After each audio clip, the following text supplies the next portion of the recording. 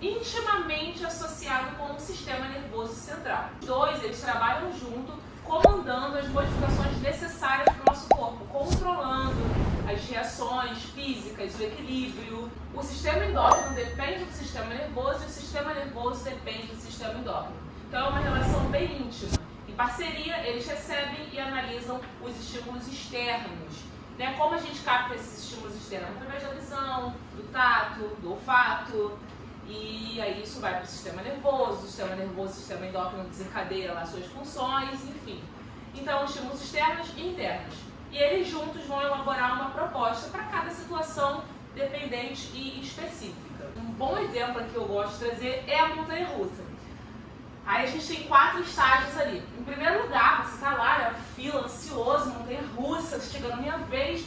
E aí os seus receptores superficiais, que são a visão e a audição, isso você já começa a perceber, você vê aquela situação acontecendo, você ouve aquele barulho, então aquilo dali já vai gerar um estímulo no sistema nervoso central, de forma que vai te deixar mais agitado, mais ansioso para aquilo dali e com os olhos arregalados. Então esse é o primeiro efeito ali do sistema nervoso central, onde o perigo é identificado. E aí em segundo lugar entra o sistema nervoso central, que é onde começam as reações nervosas. Você fica com os músculos um pouco mais enrijecidos, os seus olhos ficam mais arregalados, você fica um pouco ali mais agitado. E aí, a partir disso, você subiu, começou, entrou lá e o seu corpo, ele percebe aquela situação de perigo, de risco, Aí o sistema endócrino entra em ação, porque os receptores superficiais, a visão, a audição, perceberam aquela situação, o sistema nervoso central entendeu aquela situação e deu uma informação para o sistema endócrino. Olha, vamos passar um perigo, ele vai morrer. Então, o sistema endócrino começa a produzir aí os hormônios, adrenalina, noradrenalina, norepinefrina. Então, aquele frio na barriga, aquela sensação. E aí depois você desce a montanha-russa e todo aquele hormônio explode no seu corpo, porque o seu corpo está se preparando para um momento de luta ou de fuga, porque é uma situação de perigo que a gente se submete, na montanha-russa. E aí quando acaba, tudo volta ao normal. O sistema nervoso percebe que o perigo já passou, o sistema endócrino começa a diminuir a produção das substâncias e aos poucos a pessoa volta ao normal. E isso aí varia de pessoa para pessoa. Um outro exemplo aí onde a gente consegue associar de forma bem interessante o sistema endócrino com o sistema nervoso é a sensação de fome e de saciedade. Por quê? A fome, a gente pensa assim, na fome. Na fome o que está relacionado? Meu estômago. Não é só o seu estômago. É um conjunto de órgãos que estão relacionados. O seu estômago, ele ficou ali vazio, dormiu, quando acordou, está sem nada no estômago. Então aí o seu cérebro começa a perceber que seu estômago está vazio. E daí, o cérebro, então, o sistema nervoso central, ele começa a perceber aquilo que você está com fome, e aí ele começa a mandar estímulos para uma glândula, e essa glândula libera hormônios para outros órgãos, de forma a fazer você querer comer, porque você precisa comer. Porque o que é o alimentar? A gente se alimenta para nutrir o corpo, a gente precisa de nutrientes, por isso a gente sente fome o tempo todo. Os nutrientes, eles vão ser degradados e vão compor a nossa massa biológica, o nosso sistema linfático, na verdade, que é o nosso sistema de defesa.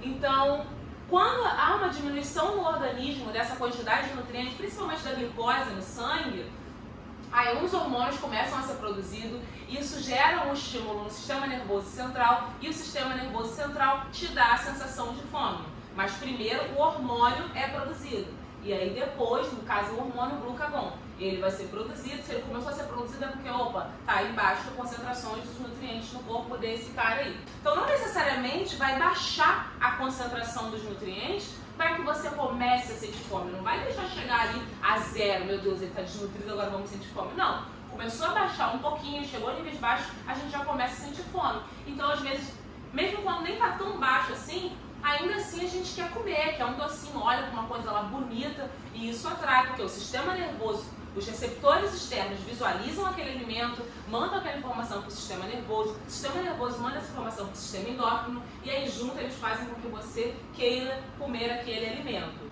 Então a sensação de fome, ela ocorre de forma que são sinalizações né, no caso a concentração dos nutrientes no sangue, especificamente a glicose, né, e alguns outros eletrólitos. E então os níveis de hormônios, como a colecistocina, que vai ser produzida pelo intestino, e a leptina, que vai ser produzida no tecido adiposo.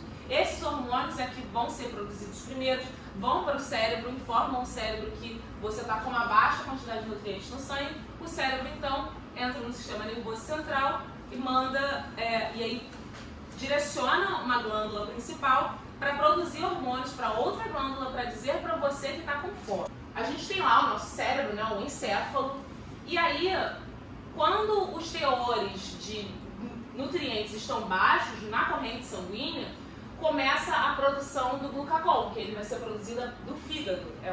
O hormônio vai ser produzido pelo fígado. Esse hormônio produzido pelo fígado, ele chega até o nosso hipotálamo, que dá essa informação de que você está com uma baixa na glicose. O hipotálamo, então, ele vai dar essa informação para a hipófise, fazer com que você sinta fome. E os hormônios, eles vão atuar diretamente no intestino, fazendo com que aconteça o quê? A maior reabsorção daqueles nutrientes que ainda estão ali, porque a gente come. Quando os nutrientes estão baixos no sangue, aí ocorre essa maior reabsorção através da informação para o hipotálamo, o fígado manda para o hipotálamo percebe isso e aí vai coordenar com que os órgãos façam a maior absorção disso. E a leptina são os tecidos adiposos, né, que é a gordura, é o tecido que armazena a nossa energia também. Ele também vai produzir os hormônios, o tecido adiposo vai produzir a leptina, que também vai ser mandado através da corrente sanguínea para o hipotálamo, para dar essa informação de fome também.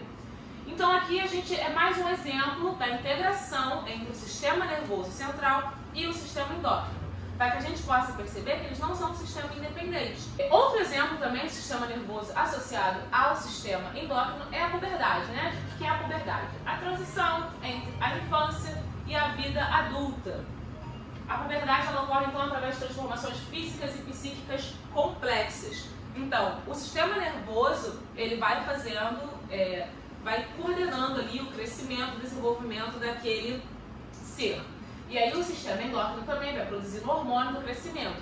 Quando chega numa determinada faixa, que isso vai ser influenciado por fatores genéticos, condições de saúde, aspectos psíquicos e emocionais, a maturação do hipotálamo, que é uma região do encéfalo muito importante na percepção do corpo, o peso corporal também é muito importante, o percentual de gordura, porque tudo isso, todas essas informações vão ser captadas pelo sistema nervoso central. Olha, ele já alcançou tal peso, o hipotálamo já está em tal tamanho, já tem um teor corporal de gordura suficiente no corpo, então já é hora de começar as transformações da puberdade.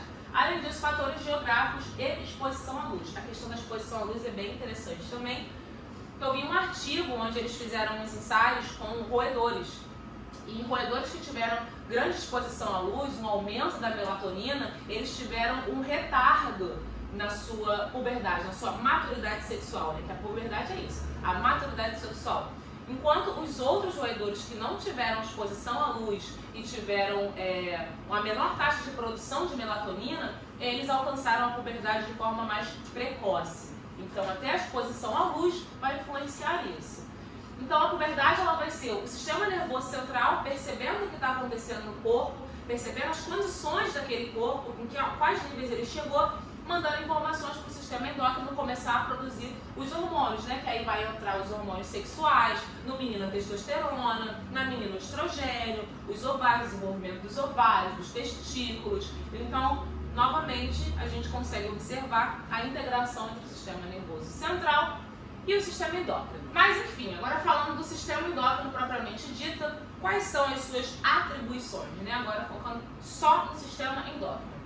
O sistema endócrino ele tem como principal função a regulação e o controle das funções corporais.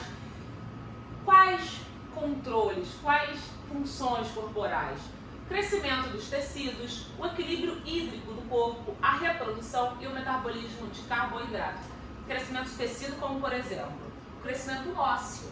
Né? A gente é uma criança e ao passar dos anos a gente vai crescendo. Os ossos desenvolvem, os tecidos adiposos, os tecidos cartilaginosos, todos esses tecidos eles vão se desenvolvendo. Tudo isso por conta do sistema endócrino, que está liberando hormônios para que esse crescimento aconteça. Mas como acontece, então, essa regulação do controle das funções corporais?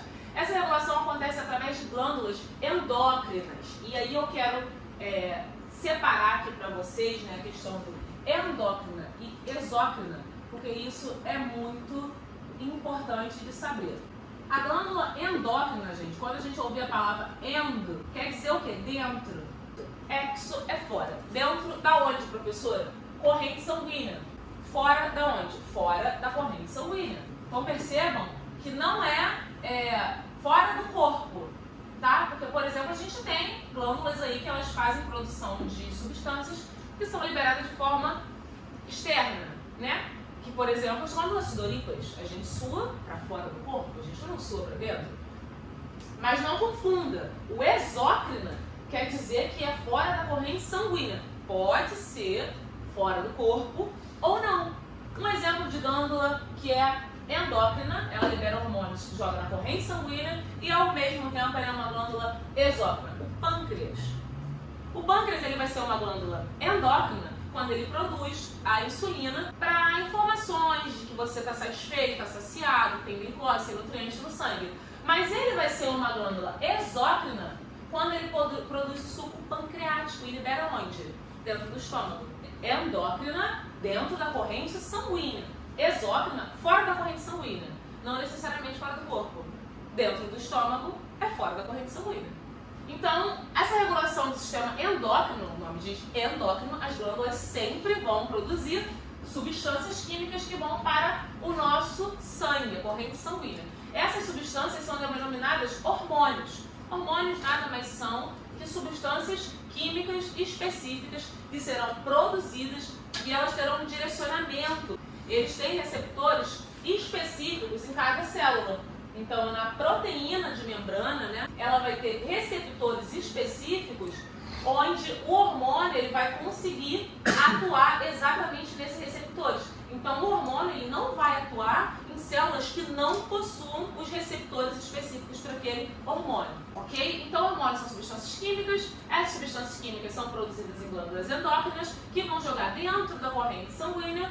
E na corrente sanguínea, esse hormônio, ele não sabe para onde ele tem que ir. Ele só vai na corrente sanguínea percorrendo, até que ele se aproxima de uma célula, que ele vê que tem um receptor. Ele, opa, então é aqui que eu tenho que chegar. Beleza? Então são proteínas na membrana celular que vão receptar o hormônio. E essas proteínas são muito específicas. O hormônio que é produzido para o estômago, ele jamais vai ser aceito no coração, ou vice-versa. Então, quais são as glândulas, né, do sistema endócrino?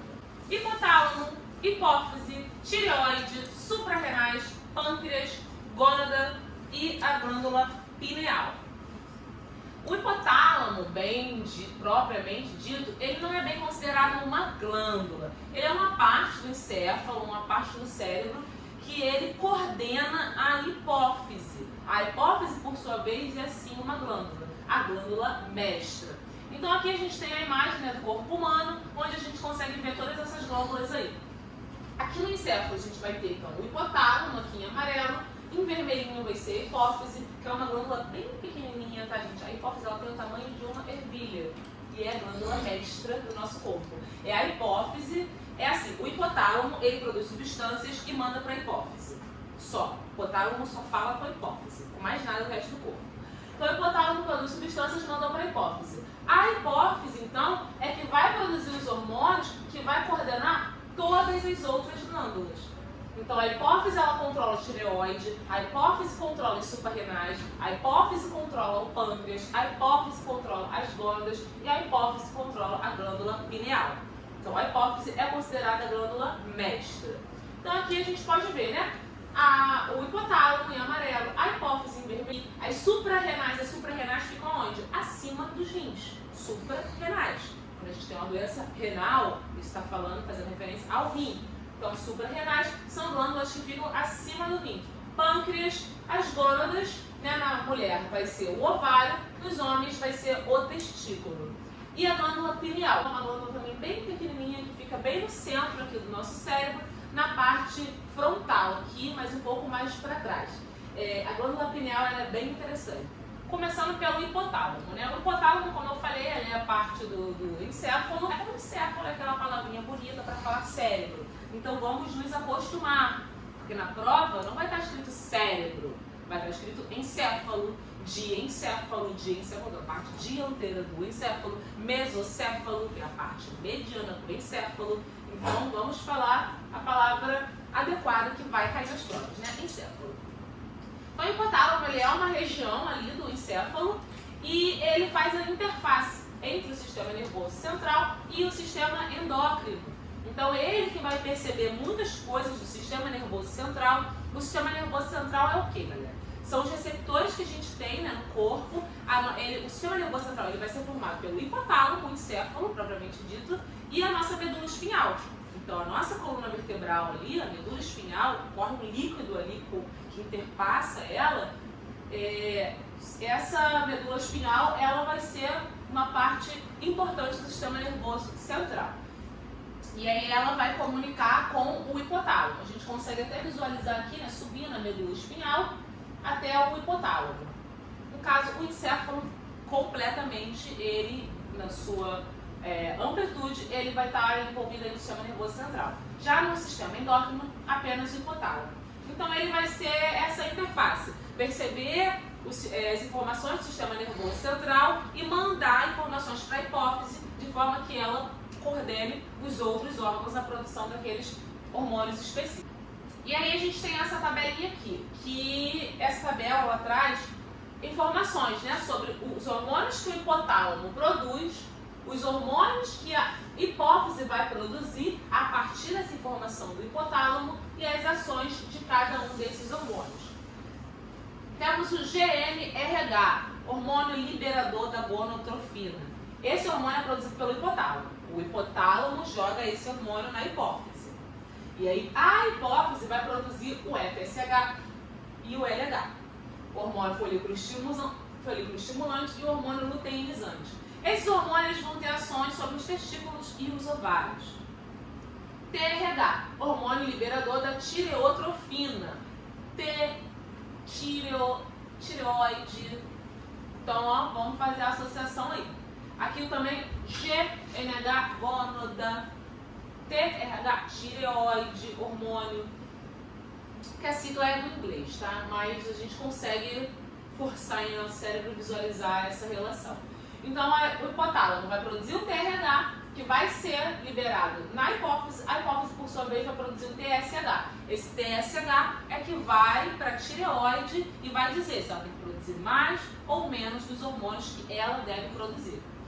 CRH, hormônio liberador de corticotrofina. Aí ele libera, o hipotálamo produz esse hormônio, libera na hipófise e a hipófise, por sua vez, vai produzir o ACTH, que ele vai agir ali sobre o córtex das adrenais, das glândulas suprarrenais, né? GHRH, esse é o hormônio liberador de GH. O GHRH é o hormônio do... E aí esse hormônio GHRH, ele vai para a hipófise e a hipófise vai produzir as somatotrofinas. São hormônios GH propriamente dito. Esses hormônios eles vão agir sobre o metabolismo em geral, mas principalmente no crescimento. E é muito interessante o hormônio do crescimento, porque o hormônio do crescimento ele só é produzido enquanto a gente está dormindo. O hipotálamo vai produzir o GHRH, a hipófise vai produzir o GH, os hormônios da somatotrofina, e aí isso vai estimular o crescimento. Então é somente durante o sono. E aí tem pessoas que, por exemplo, têm uma dificuldade, crianças, né, principalmente, ela vai ter uma deficiência no seu crescimento. PRF é o hormônio que é o fator liberador da prolactina. Ele vai para a hipófise e a hipófise então vai produzir a prolactina. A prolactina vai agir sobre as glândulas mamárias, lactina, leite, lácteo. PIF é o hormônio fator inibidor da prolactina. Então, mulheres quando não estão grávidas, elas possuem o PIF em alta. Ele vai produzindo bastante PIF e aí o PIF ele vai então impedir que a prolactina seja produzida. O PIF vai para a hipófise e fala assim, não produza prolactina. Então a gente não produz prolactina. A partir do momento que a mulher engravida, que vai ter o desenvolvimento do feto, até o parto, no início, perto do parto, depois do parto, é que a PIF começa a ser produzida. MSH-RF, fator liberador de MSH. Esse hormônio ele vai para a hipófise e a hipófise ela vai produzir o MSH e ele vai agir sobre os melanóforos, neurotransmissores. Melanóforos são os hormônios que estão associados com a melatonina, que é aquele hormôniozinho que nos leva para o mundo dos sonhos. E o MSH, quando a gente está acordado, a gente está o tempo inteiro aqui produzindo o MSH. O hipotálamo produz o MSHIF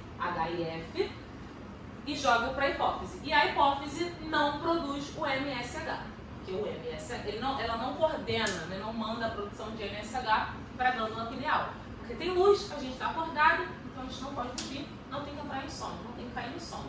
E agora a hipófise propriamente dita, né? Aqui essa imagem dá para poder visualizar o quanto ela é pequenininha, vocês conseguem ver? Ela tem um tamanho de uma ervilha. Então, glândula mestra, hipófise. Ela tem o tamanho de uma ervilha. E aí a hipófise, ela é dividida em adeno-hipófise e neurohipófise. O que quer dizer isso? É a parte anterior e a parte posterior da hipófise. A parte anterior da hipófise, chamada de adenohipófise, ela produz diversos hormônios. Já a parte da neurohipófise, ela não produz nenhum hormônio. A neurohipófise não produz hormônio nenhum, ela apenas armazena. O hipotálamo produz os hormônios, jogam para a neurohipófise e ela só guarda eles e libera quando for o momento necessário. Mas a neurohipófise não produz hormônio nenhum, tá? Então a hipófise ela tem ali as funções da adenohipófise, como a gente pode ver aqui, a adenohipófise produz tudo. A neurohipófise ela vai estar relacionada apenas a dois hormônios. Então, adrenocorticotropina, esses são os hormônios que vão ser jogados na corrente sanguínea, vão chegar até as suprarrenais e vão estimular as suprarrenais a produzir principalmente os cortisol, hormônio do estresse. Hormônio estimulante da tireoide ou tireotrofina, ele vai para a tireoide e na tireoide ele vai estimular a síntese e secreção dos hormônios que ela tem que sintetizar, o T3, o T4 e o outro. Hormônio folículo estimulante, esse é o HFH. Ele estimula o desenvolvimento dos folículos no ovário. Hormônio luteinizante, ele também está relacionado ali com a questão da puberdade.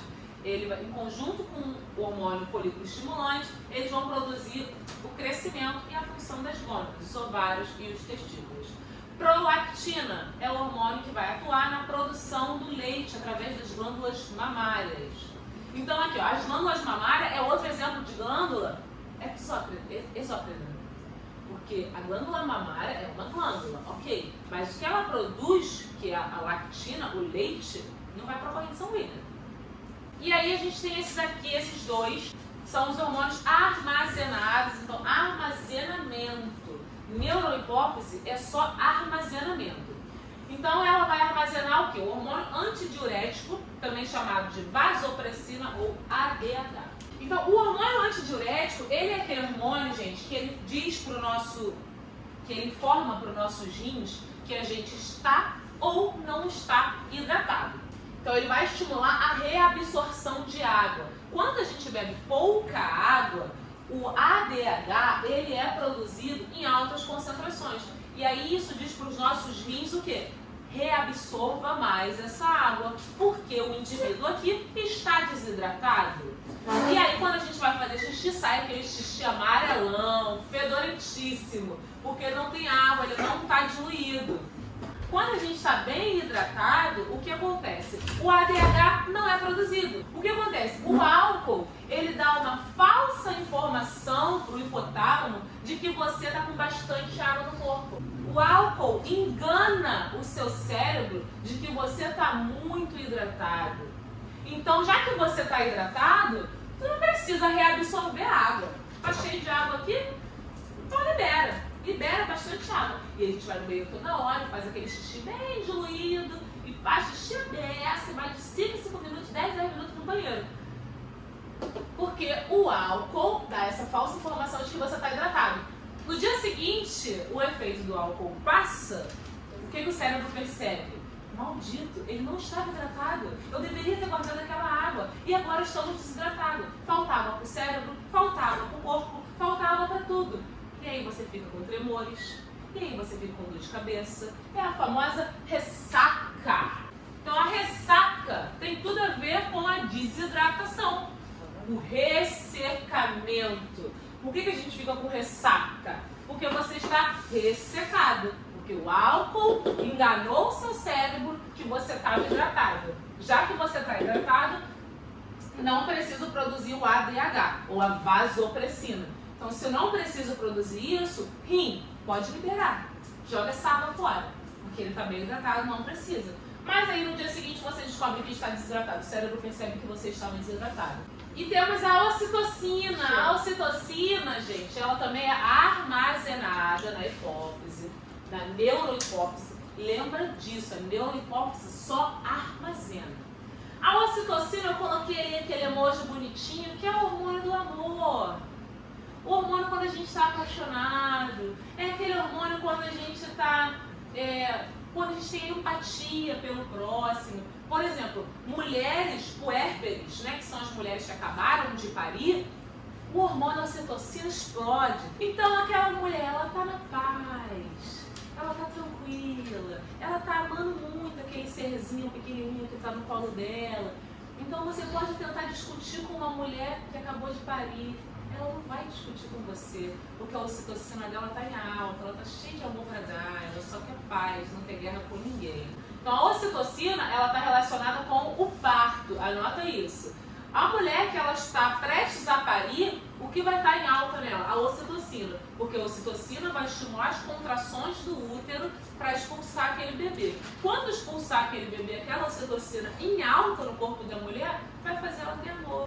E aí a gente tem as doenças que estão relacionadas com o mau desenvolvimento, com o desequilíbrio, né, da hipófise, principalmente do hormônios somatotróficos, que é o hormônio GH.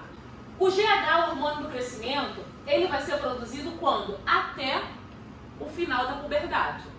Enquanto a criança, o bebê, está desenvolvendo, atingiu a maturidade sexual, o GH para de ser produzido. Em crianças que não têm uma boa produção de GH em baixa, o que vai acontecer? Nanismo. Essa criança não vai desenvolver porque o GH não foi produzido na infância. Já a criança que teve uma alta produção de GH na infância, ela vai desenvolver o gigantismo. Ela vai crescer demais, os ossos, o corpo, tudo dela vai crescer demais. Isso aqui na infância, tá? Mas se por algum desequilíbrio a sua hipófise está produzindo GH enquanto você é adulto, tu não vai crescer mais.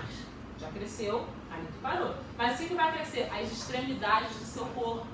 Então vai desenvolver a doença chamada acromegalia, onde os dedos das mãos, dos pés, orelhas, nariz, maxilar, tudo isso vai crescer. Você não vai crescer mais, mas aí você vai ficar deformado. Então a acromegalia, anota aí, só ocorre quando o GH é produzido na fase adulta. Porque na fase da infância, ou vai dar o nanismo ou o gigantismo. Mas se o cara é adulto e ainda tem produção de GH, ele vai desenvolver a acromegalia. Tireoides e paratireoides. Aqui está a localização das glândulas tireoides e paratireoides. Ela fica bem no nosso pescoço, ela fica ali entre a laringe e a traqueia. E também dentro da tireoide, nós vamos ter as paratireoides. Então temos a glândula da tireoide e dentro da tireoide temos 4 ou 6, isso varia, das glândulas paratireoides, ok? É uma glândula dentro de outra glândula, é exatamente isso. A diferença delas, conseguiram perceber, é através da organização tecidual, né? São tecidos diferentes. O tecido da tireoide é um, enquanto o tecido, a organização estrutural das paratireoides são completamente diferentes. Mas assim, visualizando, não dá pra ver. tem que fazer um estudo de tecido para poder diferenciar esses tecidos. Então a tireoide, tá? É uma das maiores glândulas do corpo humano. Ela vai atuar na produção do hormônio T3 e T4, que são os principais. A calcitocina tá ali, mas não é principal da tireoide. A tireoide ela vai produzir os hormônios T3 e T4. O que os hormônios T3 e T4 eles vão fazer? Eles vão atuar principalmente no metabolismo energético e na taxa de respiração.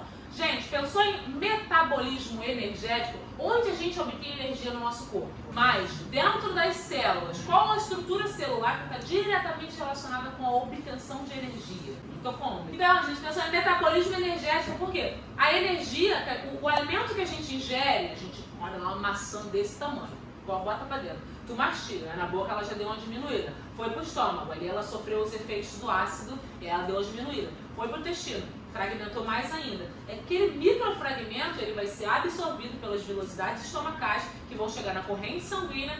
Da corrente sanguínea vai ser espalhado por todas as células do corpo. E aí são as células do nosso corpo que vão fazer o uso daquele nutriente, daquele carboidrato principalmente, né? E através da quebra das ligações, vamos pensar aqui, né, um carboidrato com 6 carbonos. A energia que a gente obtém, ela não vem do carbono propriamente dita, ela vem da ligação entre os carbonos.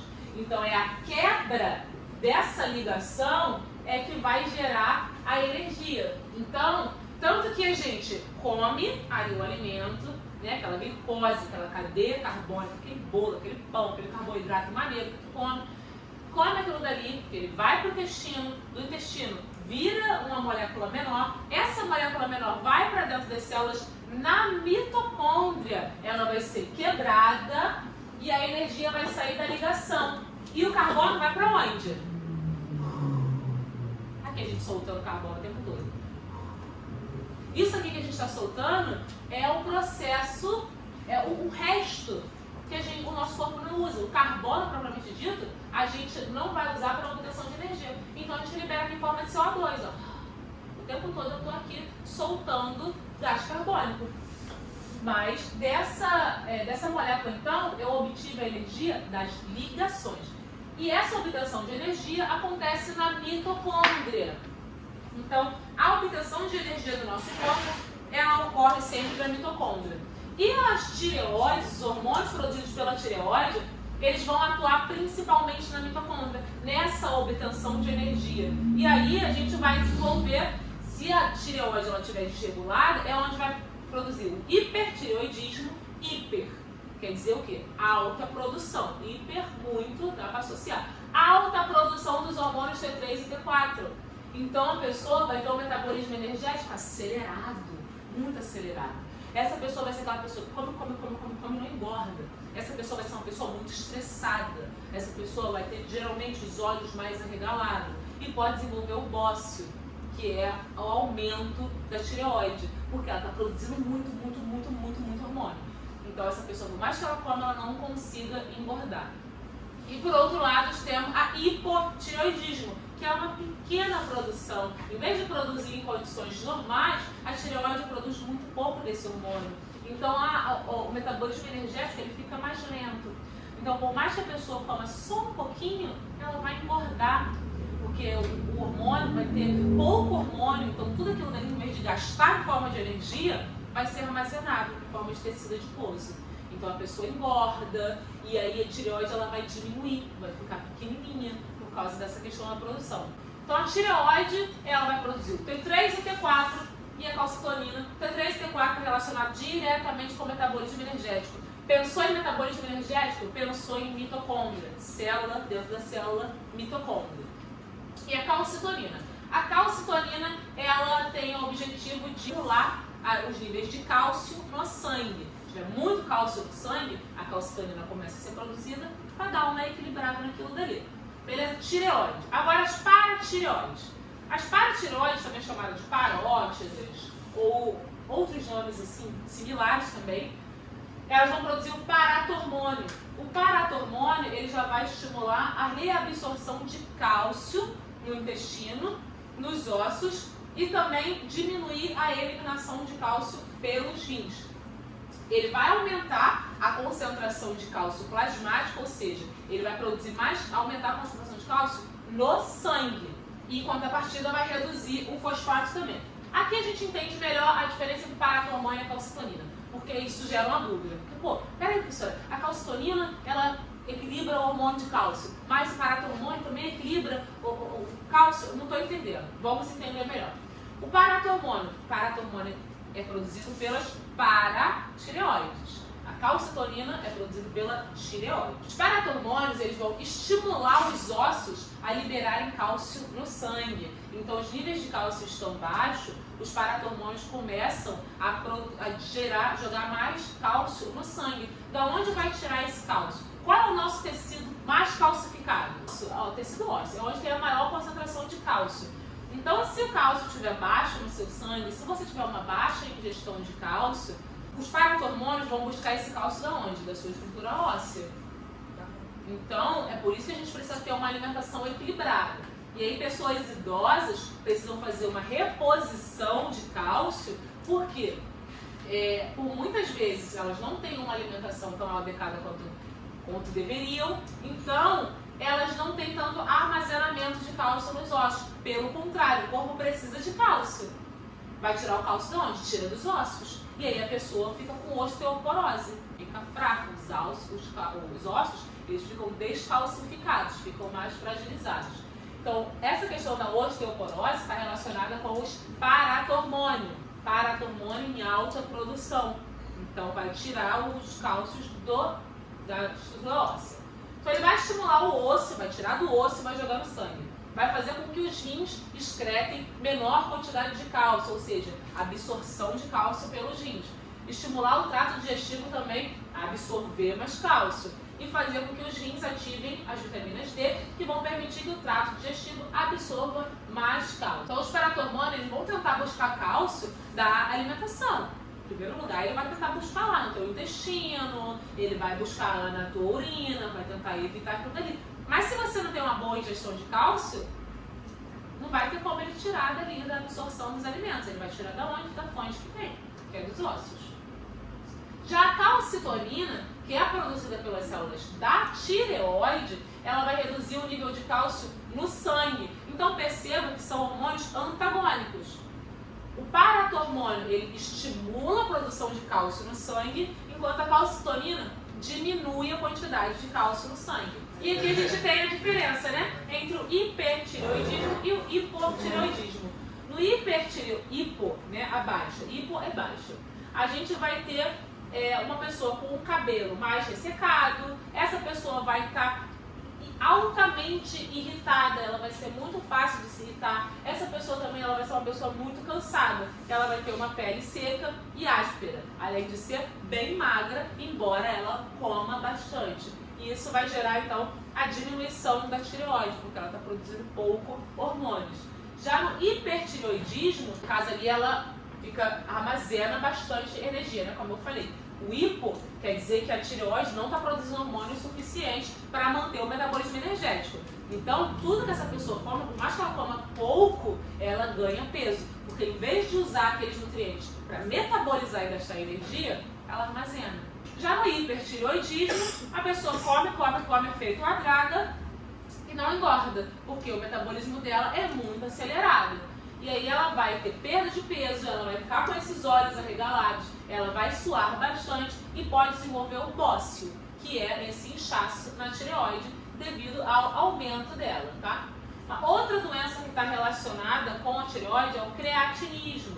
O creatinismo é uma má formação mental e estrutural do crescimento e desenvolvimento de uma pessoa.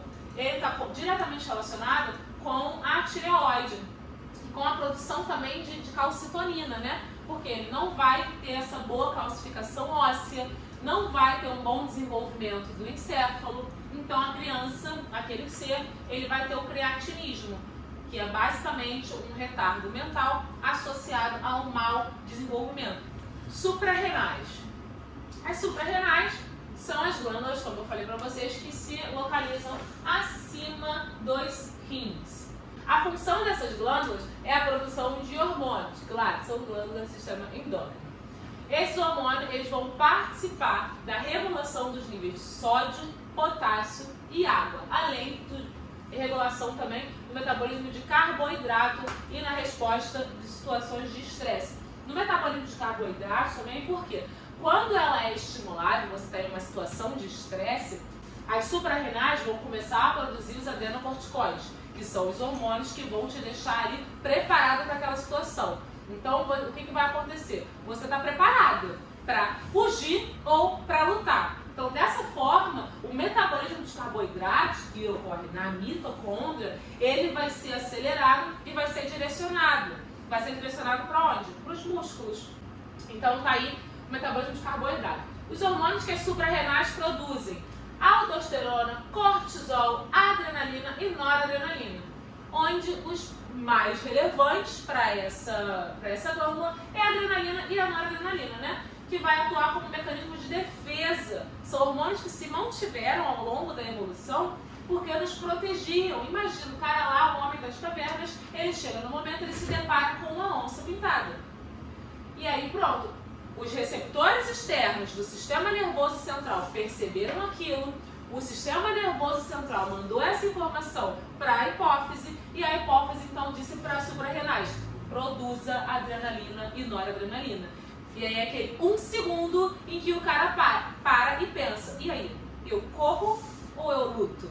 Esses hormônios eles vão contribuir para a preparação do corpo para uma determinada ação. Por isso que naquele início, quando eu mostrei a questão da montanha-russa, também era essa produção. Na montanha-russa, a gente que é maluco e fica jogando nosso corpo lá em situação de risco porque a gente é retardado. Mas aquilo é uma situação de risco. O corpo entende como uma situação de risco. E aquele frio na barriga que a gente sente subindo são os hormônios te preparando para fugir daquela situação de risco. Uma outra coisa interessante é que quando esses hormônios estão sendo produzidos também, o cortisol, a adrenalina e a noradrenalina, eles são direcionados para a musculatura.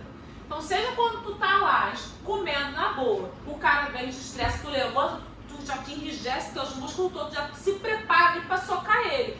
Mas nós não somos animais selvagens. Então, esses hormônios são direcionados principalmente para a musculatura.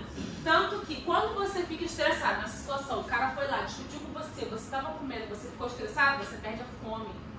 Porque esses hormônios, eles vão tirar todo o gasto energético das vísceras. Então, o seu estômago, o seu intestino vai parar de absorver, o seu rim ele vai dar uma diminuída ali. Tudo vai dar uma diminuída. Toda a musculatura lisa vai dar uma diminuída. Esses hormônios produzidos pelas suprarrenais, eles vão atuar principalmente na musculatura, a fim de te preparar para aquela situação. Ou você vai sair correndo, ou você vai brigar naquela situação, ou você vai ter força suficiente para levantar uma árvore se teu filho estiver lá embaixo. O pâncreas é a nossa próxima glândula. O pâncreas, então, ele é a maior glândula do sistema endócrino. Eu falei que a tireoide era a segunda maior, então temos aí o pâncreas, que é a maior glândula do sistema endócrino. E como eu dei o exemplo no começo, o pâncreas, ele vai ter a função endógena e exógena. E para quem não estava aqui, eu vou repetir, preste atenção em mim. Glândulas endócrinas, elas produzem as substâncias, os hormônios e liberam dentro da corrente sanguínea. Glândulas exócrinas, elas produzem e liberam os hormônios fora da corrente sanguínea. Ele vai ter essa função de ser endócrino e exócrino, mas ele só vai fazer parte do sistema endócrino quando ele estiver produzindo substâncias e liberando dentro da corrente sanguínea. E aí, quando ele é endo e quando ele é exo? Quando ele está fazendo a regulação da glicemia através dos hormônios glucagon e insulina, ele vai ser endócrino. Porque esses hormônios vão ser liberados dentro da corrente sanguínea e vão atingir o fígado e lá vão desempenhar a sua respectiva função. Mas quando o pâncreas ele está produzindo um suco pancreático e liberando isso dentro do sistema digestivo, ele vai ser então uma glândula exócrina, tá? Então, mais aqui hoje pra gente, a gente está visualizando o pâncreas como um órgão endócrino, porque ele vai produzir o hormônio do glucagon e a insulina. Então, como é que funcionam esses hormônios, galera? O hormônio do glucagon e da insulina, eles são hormônios antagônicos. Ele vai regular a glicemia. Pensou na glicemia, a ingestão de alimentos, é o pâncreas que está relacionado. Então, vamos pensar. Você se alimentou. Aí, a sua glicemia estava baixa. Quando você se alimentou, subiu a glicose no teu sangue. Né? Juntamente com a glicose que subiu no teu sangue, outro hormônio vai começar a subir também. A insulina. Então aqui você se alimentou, subiu a glicose, subiu a insulina. Porque a insulina, qual é a função da insulina, galera? É tirar essa glicose que está correndo no sangue em excesso e armazenar ela. Armazenar ela onde? No fígado, principalmente.